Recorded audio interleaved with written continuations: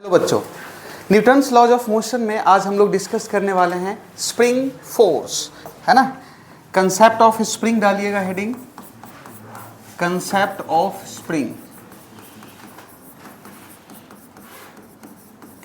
कि ये जो स्प्रिंग है ना, वो स्प्रिंग क्या होता है तो समझिए। ये हो गया आपका स्प्रिंग, ठीक है। स्प्रिंग को नॉर्मल अगर आप खींच करके छोड़ते हो, जैसे आपने स्प्रिंग को क्या करा, आपने खींचा और खींच करके छोड़ दिया, तो स्प्रिंग क्या करेगी, इस ब्लॉक को वापस अपने पीछे तरफ खींचती है। तो वापस ये जो फोर्स लगा रही है वो स्प्रिंग फोर्स है, ठीक है। अब नॉर्मल अगर ये एक्सपेरिमेंट करना हो तो स्प्रिंग मान लो कि रबर है, कान के पास में ले जा करके छोड़ दो। पहले तो थोड़ा ले जाओ छोड़ो, फिर ज़्यादा ले जाओ फिर छोड़ो, बढ़िया सा फील होता है जब ज़्यादा ले जाओ तो, है ना। क्यों? क्योंकि फोर्स ज़्यादा लगता है। फोर्स ज़्यादा लगता है क्यों? क्योंकि उसका एक्सटेंशन ज़्यादा होता है, ठीक है, इलोंगेशन ज़्यादा होता है। मतलब फोर्स जो है वो प्रोपोर्शनल टू क्या हो जाता है, माइनस एक्स। किसके प्रोपोर्शनल हो जाता है, माइनस एक्स, ठीक है। तो इसकी जगह पे एक नया टर्म आएगा विच इज नोन एज के इज द स्प्रिंग कांस्टेंट। के क्या है आपका, स्प्रिंग कांस्टेंट, ठीक है। तो के का वैल्यू जो आएगा वो एफ एस बाई एक्स, मतलब न्यूटन मीटर -1, यही होगा के का वैल्यू। क्या हो जाएगा, न्यूटन मीटर -1। क्लियर ना कहानी। के क्या है, spring constant.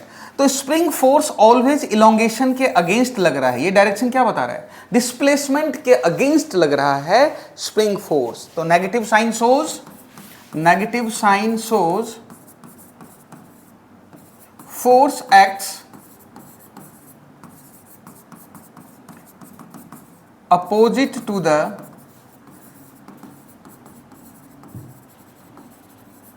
force act opposite to the displacement। Clear ना कहानी। अब देखो फॉर एग्जांपल नेक्स्ट, अगर m मास का ऑब्जेक्ट ले लिया, पहले ना मैंने इसको पकड़ रखा है, अब छोड़ा, फिर क्या हुआ कि ये भाई साहब ये यहां आएंगे, है ना, और ये यहां से यहां तक एक इलोंगेशन हो गया। क्लियर ना कहानी, ठीक है। तो के एक्स जो होगा वो किसके बराबर हो जाएगा, एम जी के। क्लियर है क्या कहानी। अगर मैं आपसे इसका फ्री बॉडी डायग्राम पूछूं, एफ बी डी, अगर एफ बी डी और यहां मान लो ना होल्ड किया हुआ है, ठीक है, तो एफ बी डी अगर मैं बनाऊं फ्री बॉडी डायग्राम, तो इसका नीचे क्या लग रहा है, एम जी, ऊपर में क्या लग रहा है, स्प्रिंग फोर्स, और स्प्रिंग फोर्स किसके बराबर है, के एक्स के, ठीक है। तो एट इक्विलिब्रियम की बात कर रहा है, एट इक्विलिब्रियम की बात कर रहा है। तो इक्विलिब्रियम तो तब होगा ना जब ऊपर वाला फोर्स नीचे वाले फोर्स के बराबर होगा। आगे क्या बात समझ में, क्लियर है ना कहानी।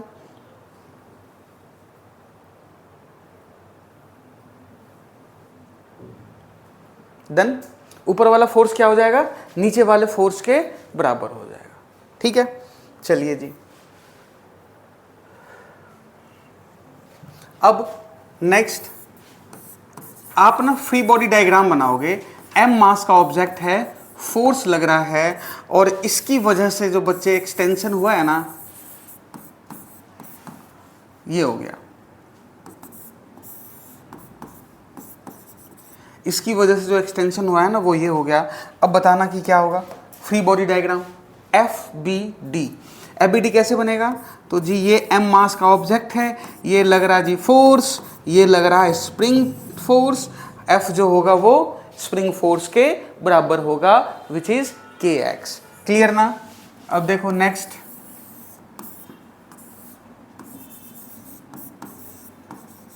एम मास का ऑब्जेक्ट है, बताओ फ्री बॉडी डायग्राम बनाना है, कैसे बनाओगे free body diagram. Free body diagram देखो, ये लग रहा जी टेंशन, ये लग रहा जी टेंशन, ये लग रहा टेंशन, ये लग रहा टेंशन, ठीक है। अच्छा जी, अब ये पूरा स्प्रिंग ही है ना, इसमें क्या लग रहा, एम जी, ऊपर क्या लग रहा, के एक्स, यहां क्या लग रहा, के एक्स। अब यहां से देखो के एक्स जो है बच्चे वो एम जी के बराबर है, और टेंशन जो है वो के एक्स के बराबर है, हाँ या ना। आगे की बात समझ में? रेडी डन ना? चलो जी, बहुत बढ़िया। अब आ जाओ नेक्स्ट।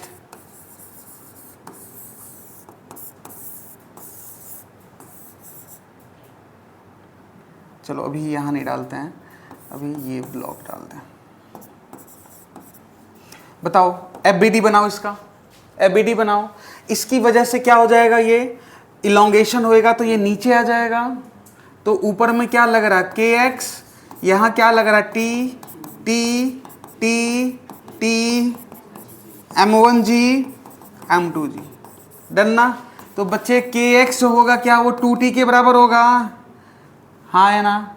अगर ये नीचे जा रहा है और ये ऊपर जा रहा है तो T माइनस M2G जो होगा वो माइनस ऑफ M2A के बराबर होगा, और T माइनस M1G जो होगा वो M1A के बराबर होगा। बोल हाँ या ना? सिंपल है कहानी। आगे बात समझ में क्या? चलो जी, यही अगर इंक्लाइन प्लेन में ले लूँ आपसे कि इंक्लाइन प्लेन हो गया और ये m मास का ऑब्जेक्ट है, अब बताना क्या होगा। तो ये लगा बच्चे mg, ये लगा थीटा, तो ये लगा mg cos थीटा, ये क्या लगेगा नॉर्मल, ये क्या लगेगा kx, और ये क्या लगेगा बच्चे mg। डन ना? आगे क्या बात समझ में? अरे क्लियर है? मान लो इसी पे इंक्लाइन प्लेन दे दे, कुछ भी दे दे, कोई फर्क नहीं पड़ता बच्चे, बहुत आराम से ना सॉल्व हो जाएगा। अब बताना कोई दिक्कत है क्या? ये नीचे आएगा due to M2G sine theta, ये भी मान ले, और ये नीचे आएगा due to M1G sine theta, ये लगा K1x1।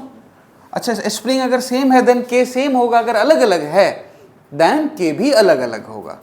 क्लियर है कि कहानी? तेरा बात आई समझ में? फ्री बॉडी डायग्राम स्प्रिंग की समझ में आ गई क्या? ठीक है, फ्री बॉडी डायग्राम स्प्रिंग की आ गई ना समझ में बात? चलिए जी, उसके बाद हम लोग नेक्स्ट क्वेश्चन डिस्कस करते हैं। चलिए, क्या दिया हुआ है, 5 kg is in equilibrium and at rest find the elongation in the spring। ठीक है, अगेन आप इसका फ्री बॉडी डायग्राम बनाओगे, कैसे सॉल्व करोगे? तो ये लग रहा जी टेंशन है ना, और यहां से क्या लगेगा, ये लगेगा T, ऊपर में लगेगा kx, और ये क्या लगेगा 5 × 10, हाँ या ना? क्या टेंशन kx के बराबर है? क्या टेंशन kx के बराबर है? और फिर क्या टेंशन ही 50 के बराबर है ना? मतलब क्या 50 ही kx है भाई? k का वैल्यू दिया हुआ है तो x का वैल्यू निकल करके आ जाएगा 50/100। क्या यही आंसर आएगा? क्लियर है क्या कहानी? अच्छा सोच ले, अगर मैं इसमें एक और दे देता ब्लॉक, तो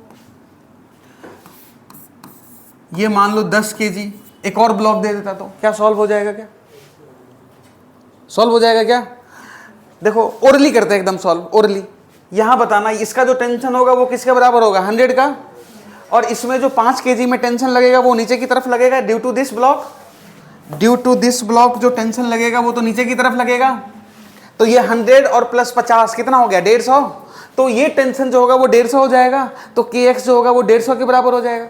अरे क्लियर है क्या कहानी? आगे बात समझ में? चलिए जी नेक्स्ट देखो, find the acceleration of block just after releasing. अब तुम्हें ये सोचना है कि जस्ट आफ्टर रिलीजिंग होगा क्या। इसको ना यहां से यहां करा तो आपको ये सोचना है कि स्प्रिंग फोर्स लगा कितना, स्प्रिंग फोर्स कितना लगा। मान ले मैं यहां न्यूट्रल केस में हूं, इधर भी स्प्रिंग इधर भी स्प्रिंग, अगर मैं यहां से इधर जाऊं तो ये वाला स्प्रिंग क्या बोलेगा, क्या बोलेगा कि इधर जाओ, और ये वाला स्प्रिंग, इसके लिए तो मैं इधर जा रहा हूं ना, तो ये वाला स्प्रिंग क्या बोलेगा कि इधर ही आओ। तेरा बात आई समझ में ना? तो नेट फोर्स जो लगा वो किसके बराबर हो गया, 2kx के, हुआ या नहीं हुआ? नो, नेट फोर्स क्या हो गया, 2kx के बराबर हो गया था। अब तो सॉल्व हो गया क्वेश्चन, ठीक है। तो इसके लिए क्या हो गया, k 20 × 1 प्लस इसके लिए k क्या हो गया, 10 × 1 is equal to 2 × a। Acceleration ही तो पूछ रहा है ना, तो a क्या हो जाएगा 30, 30/2 मीन्स 15 मीटर पर सेकेंड। ठीक है, मतलब तुम्हें डायरेक्शन चेक करना है basically. Concept what says you have to check its direction. और स्प्रिंग पता है क्या कह रहा है, स्प्रिंग का मोटो क्या है, अगर उसको खींच रहे हो तो कहता है मत खींचो, पास आओ, ठीक है। अगर उसको कंप्रेस कर रहे हो तो बोले क्यों कर रहे हो भाई, दूर जाओ। क्लियर क्या कहानी? चलिए come to the next question. अब आपको दिख रहा है a block of mass 20 kg suspended through the two light spring balances shown in the figure. Reading of the spring balance 1 or spring balance 2. Try to solve it. चलो देखो ध्यान से check करते हैं, एफबीडी बनाते हैं जी। ये कितना लगा 20 इंटू 10, ठीक है जी। इसकी तरफ ये पहले मतलब रीडिंग मान लेते हैं, या KX2, हाँ है ना। तो ये दूसरा वाला जो है स्प्रिंग बैलेंस 2 वो कितना दे देगा न्यू रीडिंग, 200 न्यूटन। क्लियर ना? अब बता, ये लगा इधर ना, तो यहां क्या लगेगा इस पे KX2, हाँ या ना। तो इधर से इधर की तरफ क्या लगेगा KX1। तो ये पहले वाला जो रीडिंग है KX1 जो है, अरे वही तो KX2 के बराबर है ना भाई। ये अगर फ्री बॉडी डायग्राम होता ना तो फटाक से आंसर आता था तुम्हारा। तेरे नहीं आई बात समझ में? कोई भी क्वेश्चन देना, try to figure it out by the help of FBD। Clear क्या कहानी? आगे बात समझ में? क्या ये समझ में आया कि ये कैसे होगा? क्योंकि देखो ये वाला स्प्रिंग ना नीचे की तरफ खींच रहा है due to this block weight, तो ये चाहेगा ऊपर की तरफ जाए, तो यहां क्या होगा नीचे की तरफ जाए, मतलब हर एक पार्ट पे नीचे की तरफ। और ये जैसे ही नीचे की तरफ आएगा तो ये वाला स्प्रिंग कहेगा कि ऊपर की तरफ जाओ, तो पहला वाला जो होगा वो दूसरे वाले के बराबर होगा ना। तो दोनों क्या कितना रीड करेगा, 200 न्यूटन। क्लियर है ना कहानी? चलिए come to the next question. कह रहा है कि system is in equilibrium, find the reading of both weighing machine and balance. सबका सिस्टम कहां है, इक्विलिब्रियम में है। फिर से अगेन सिस्टम इक्विलिब्रियम में है तो नेट फोर्स इक्वल कर दो। तो तुम बनाओगे सबसे पहले फ्री बॉडी डायग्राम, पॉज कीजिए स्क्रीन को and try to solve it. देखो बच्चे ने क्वेश्चन ये पूछा है कि ये टेंशन से ये 3 kg वाले पर फर्क पड़ेगा कि नहीं पड़ेगा। हाँ जी सही कह रहा हूँ क्या शर्मा जी? तुम मेरी बात सुन, जो ब्लॉक रखा हुआ है ना वो जिसके साथ कनेक्टेड है ना, तू सिर्फ उसको देख, और वो ब्लॉक कहाँ किस दुनिया से कनेक्टेड है उससे कोई लेना देना नहीं है। क्लियर है क्या कहानी? क्योंकि FBD जब बनाते हैं तो उस ब्लॉक पे जो सामने वाला कनेक्टेड है वही तो फोर्स लगाएगा ना, उसके साथ जो कनेक्टेड है उससे अपने को कोई लेना देना नहीं है। तो अब 3 kg वाला ब्लॉक कनेक्टेड किससे है, स्प्रिंग से। तो स्प्रिंग में कोई बदलाव हुआ तो 3 kg वाले में बदलाव आएगा भाई। तेरे बात आई समझ में? क्या अरे क्लियर है ना कहानी? आगे बात समझ में? चलिए अब अगेन चेक कीजिएगा, आपको समझ में आ गया कि आपके क्वेश्चन का आंसर पूरे सिस्टम से लेना देना, एडजेसेंट से लेना देना, जो उसको डिस्टर्ब कर सकता है। आ जाओ भाई, देखो फ्री बॉडी डायग्राम, ये लगा टेंशन, ये लगा 20, ये लगा टेंशन, ये लगा KX, अरे यही है। तो इनिशियल स्प्रिंग जो रीड करेगा वो क्या है, रीड करेगा भाई 20 न्यूटन। क्या रीड करेगा? आगे क्या बात समझ में? अच्छा जी ये क्या रीड करेगा जो यहाँ पे है? ओके जी, ओके ओके। अब देख ये इधर ये जो भी रीड करेगा वो उसके नॉर्मल के बराबर ही होगा, हाँ या ना? ठीक है। तो अब देख ऊपर में क्या लगा, नॉर्मल, ठीक है। और क्या लग रहा है, स्प्रिंग फोर्स ऊपर में, और नीचे में क्या हो गया 30। तो N plus FS is equal to 30। तो N is equal to 30 minus FS कितना आया था 20, मतलब 10 न्यूटन। क्लियर है ना? तो 10 न्यूटन मतलब वेट कितना, 1 kg रीड करेगा। कितना रीड करेगा वेट? 1 kg। क्लियर है क्या कहानी? आगे क्या बात समझ में? ये क्वेश्चन आसान कब हुआ, FBD। Is it clear? चलिए come to the next question. ये दिख रहा है आपको,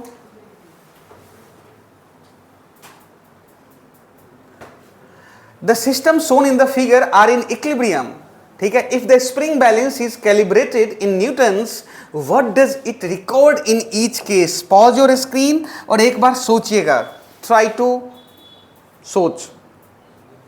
ओके लेट्स चेक इट। देखो इसमें बच्चा क्या सोचता है कि जी ये भी KX, ये भी KX, 2KX। नहीं, दो सेम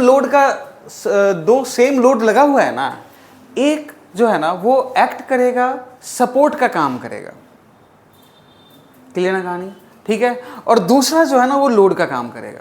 एक काम क्या करेगा, सपोर्ट का, क्लियर क्या कहानी, और दूसरा काम करेगा लोड का। तो पहले वाले का क्या हो जाएगा, पहले वाले का kx जो हो जाएगा वो हो जाएगा 100 न्यूटन, खत्म, आंसर, क्लियर क्या कहानी। आ जाओ ये वाले, ये लग रहा जी kx, ये लग रहा t, ये लग रहा t, तो kx किसके बराबर होगा 2t के, और t किसके बराबर है 100 का, तो kx किसके बराबर हो जाएगा, खत्म, आंसर, क्लियर क्या। अब देख ये 30 डिग्री है, तो ये लग रहा जी mg 10 इंटू 10 इंटू, सॉरी ये तो mg लग रहा ना नॉर्मल, और ये क्या लगेगा mg साइन थीटा, ठीक है।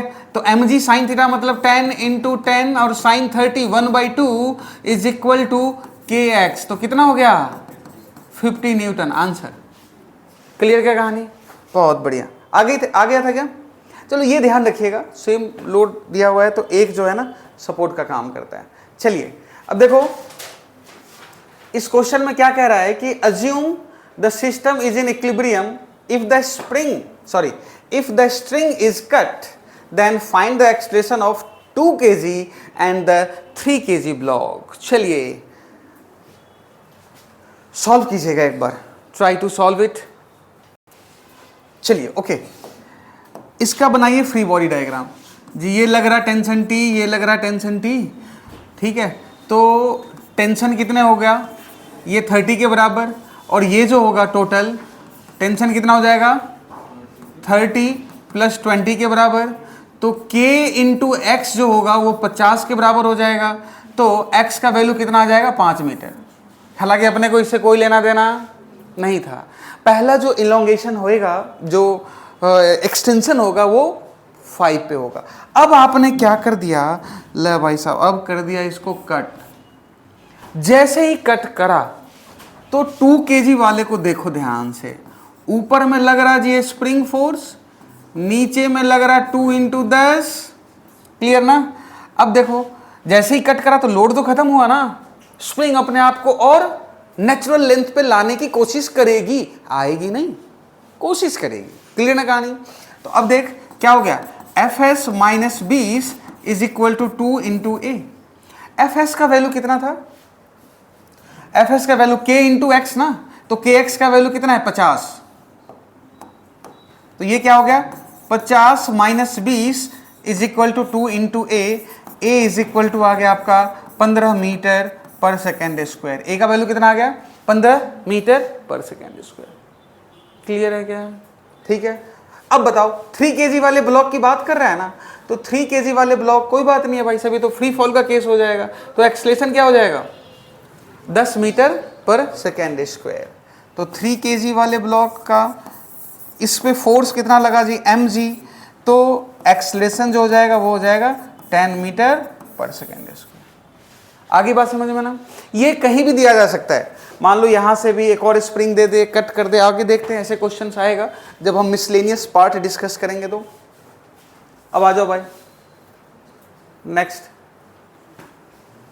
क्या कह रहा है, 2 block A and B of same mass m attached with a light spring are suspended by a string as shown in the figure. Find the extension of block A and B just after the string is cut. मतलब यहां से जैसे ही cut किया गया तो बताओ, तो पहले case 1 at the case of equilibrium सारे फाइंड आउट कर लोगे, फिर कट करने के बाद देखोगे कि क्या हो रहा है। Pause your screen and try to solve it. चलिए एक बार देखिएगा इधर, ये लग रहा जी kx, ये लग रहा जी kx, ये लग रहा जी टेंशन। टेंशन जो है kx जो है वो किसके बराबर है m इंटू जी के। अरे क्लियर ना, ठीक है। और यहां से इसका अगर हम लोग बनाए डायग्राम, ऊपर में लग रहा टेंशन t, ये लग रहा kx प्लस mg, तो यहाँ से टेंशन किसके बराबर है kx प्लस mg के, तो ये किसके बराबर हो गया जी 2mg के, क्लियर क्या।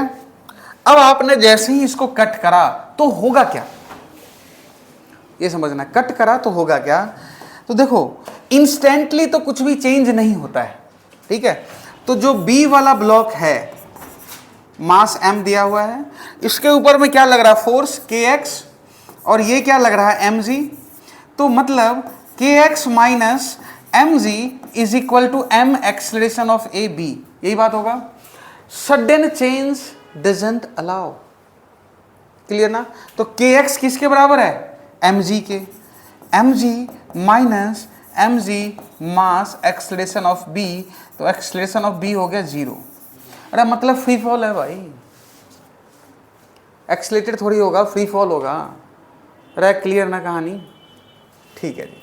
अच्छा अब इसकी बात करें तो इसमें जो फोर्स लगेगा एम ए की बात करें तो के एक्स नीचे की तरफ, एम जी नीचे की तरफ।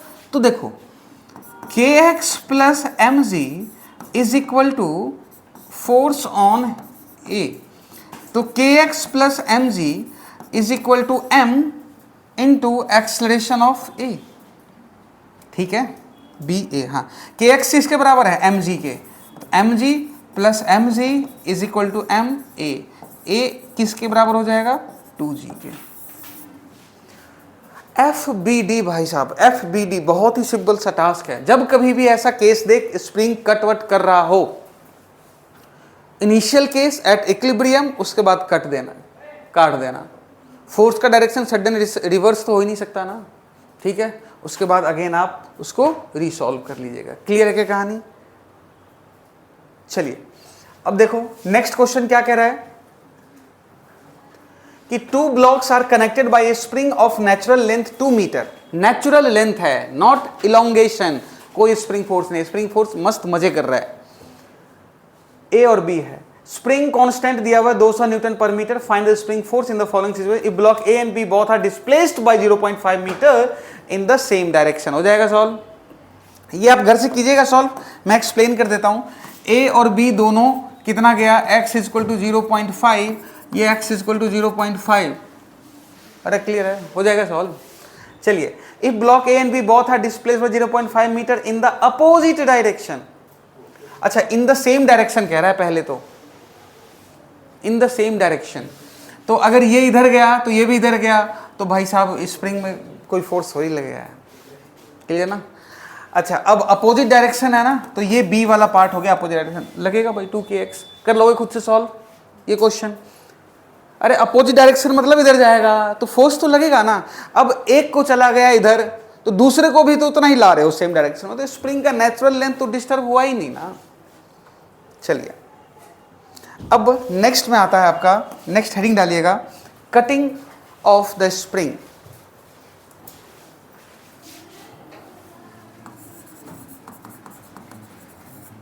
कटिंग ऑफ द स्प्रिंग मतलब क्वेश्चन कैसे देगा कि एक स्प्रिंग है उसको कट कर दिया और कट करके सीरीज और पैरेलल कहीं भी ऐड कर देगा, ठीक है। तो नॉर्मल सी बात देखो, कंसेप्ट व्हाट सेज कि के एक्स जो होता है ना या के एल जो होता है ना वो कांस्टेंट होता है। मतलब के जो है ना इनवर्सली प्रोपोर्शनल टू एल हो गया। अब सोच L length of the spring, L length of the spring, ठीक है, कट किया गया, is cut in 2 equal part. कहां कैसे कट करा गया, 2 इक्वल पार्ट में ना कट करा गया। तो क्या हो जाएगा L/2 और L/2। बता इसका स्प्रिंग कांस्टेंट क्या हो जाएगा, K का वैल्यू क्या हो जाएगा। तो K is inversely proportional to L, L आधा हुआ है तो K डबल हो जाएगा, 2K और 2K। क्लियर है क्या कहानी, आगे बात समझ में। तो K जो है inversely proportional to L, question ऐसा ही देगा, इसके अलावा और तो क्या ही देगा क्वेश्चन। L लेंथ का स्प्रिंग है उसको 3 पार्ट में कट कर दिया, ठीक है, या 3L का एक स्प्रिंग है उसको 3 पार्ट में कट कर दिया, इक्वल पार्ट में 3 पार्ट में डिवाइड कर दिया, या 10 पार्ट में डिवाइड कर दिया।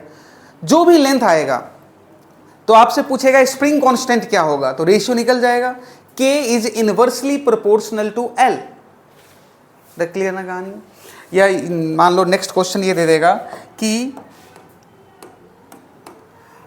L1 is to L2 is to L3 is equal to 1 is to 2 is to 3। ठीक है, आपको बताना है K1 is to K2 is to K3। क्या निकाला जा सकता है? पहले तो L1 का वैल्यू निकाल लो, यहां से L1 का वैल्यू निकालो। तो L1 क्या हो जाएगा? L1 is equal to 1/6 into total L, यही होगा। ठीक है, आ जाओ।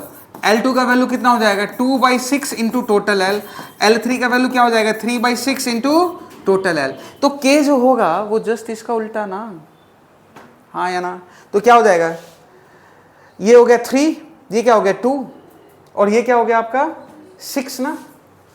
तो ये क्या हो जाएगा 6, और ये क्या हो जाएगा 3K, और ये क्या हो जाएगा 2K।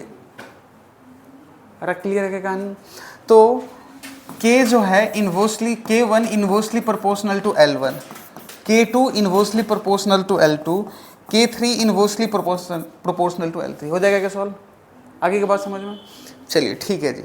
नेक्स्ट हेडिंग डालिएगा आप, series and parallel combination of this, series and parallel combination of spring. Series combination, तो सीरीज कॉम्बिनेशन कहने का मतलब ये वाला पार्ट हो गया। ये अपन वर्टिकली बना देते हैं।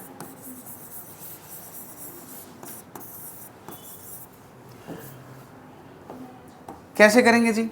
ये लगा जी mg, इसका इलोंगेशन कुछ होगा,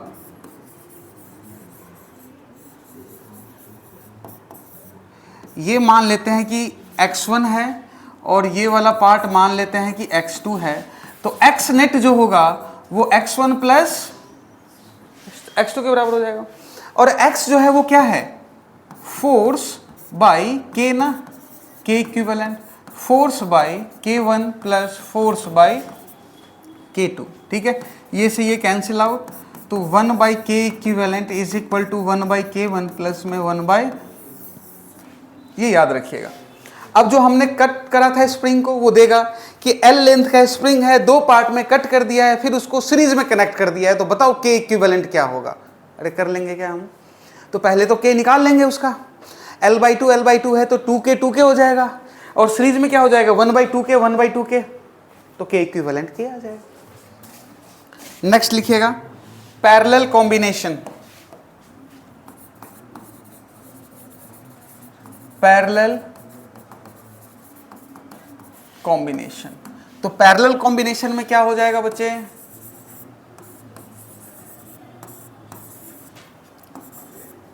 ठीक है, अब देख, इलोंगेशन तो दोनों का सेम ही होगा।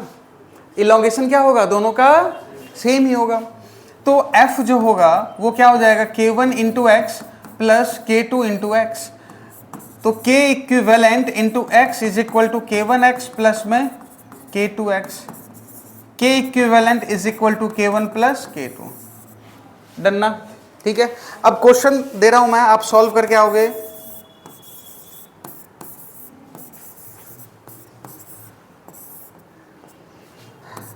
K1 K2 K3। ठीक है, ये क्वेश्चन है, ये आपका होमवर्क के लिए है, आप इसको सॉल्व करके आइएगा। और मान लो नेक्स्ट क्वेश्चन ये दे दे, ये K1 दे दिया, ये K2 दे दिया। सेकेंड क्वेश्चन सॉल्व करके आना है आपको।